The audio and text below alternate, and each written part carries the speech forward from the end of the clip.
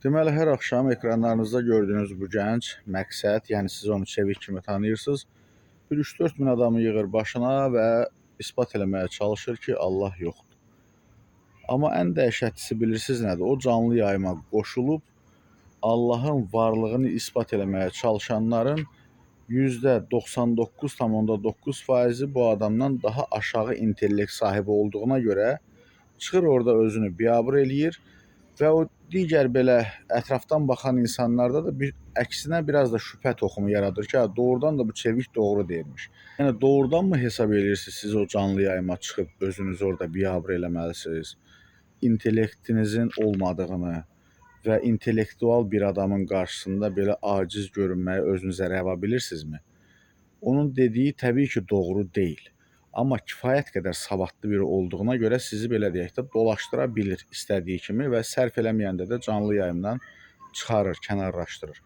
Amma siz ora 3000, 5000 adam toplaşmaqla bu adamın gerçək məqsədi nədirsə, ona çatmağına nail olursunuz. Faktiki olaraq bir tribuna yaradırsınız. Yəni ölkənin dərdlərindən, problemlərindən danışanda bu qədər həvəsli deyilsiniz. Nəticə olaraq mən indiyə qədər qarşıma çıxan o ekran kayıtlarından, baxdığım bir neçə canlı yayımdan hələ ki bu adamın qarşısına bir normal, intellektual, dindarın, möminin çıxdığını görməmişəm. Yəqin ki, var belə dindarlar, sadəcə özlərini hörmət edirlər və o yayıma çıxmırlar. O yayıma çıxmaq və o vəziyyətdə özünü biabır eləmək, biri deyir mən Kərbəlayıyam, biri deyir Həcəyəm, sonra Qurandan sual verilir, sonra digər müqəddəs kitablardan və s. və ilaxır. Bu adamın missiyası hər nədirsə, mən demirəm kimsə onun qarşısına bu missiyanı qoyub. Hətta özünün öz qarşısına qoyduğu missiya hər nədirsə, cahil insanların o yayıma baxan cəhalətin hesabına onu gerçəkləşdirmiş olur. Yəni, kənardan baxan adamlarda da belə görüntü yaranır ki, doğrudan da bu düz deyir. Yəni, əgər sənin savadın, intellektin çatmırsa, yəni bu adamla üz-üzə gələcək səviyyədə deyilsənsə, bunu eləmə. Yəni, nəticə olaraq o adamın missiyası bəlkə Allahsızlığı yaymaqdır, bəlkə yox, dəqiq budur.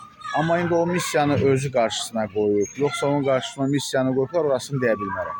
Amma intellektsiz bir adamın onun qarşısına çıxmağı, yəni belə deyək də, bu arafda, yəni 50-50-yə düşüncədə olan adamlar üçün bir fikir yaradır ki, yəni doğrudan da bu düz deyilmiş. Ona görə də özünüzə hörmət eləyin, belə yayımlardan biraz kənar dayanın. Hə, adam açsın, başqa bir yayım intellektual səviyyəsini göstərsin, insanlarla nə bilim fikir mübadiləsi eləsin, bu başqa məsələdir. Amma sırf bu mövzuya tətiklənmək, həmən çıxmışam yayıma ki, sübut eləyim ki, yox sən səhv deyirsən, Allah var. Zaten bilirik Allah var. Yəni ora çıxmaqla belə deyək də, yəni nəyi isbat eləməyə çalışırsınız? Yəni burada qeyri-müəyyən olan nədir?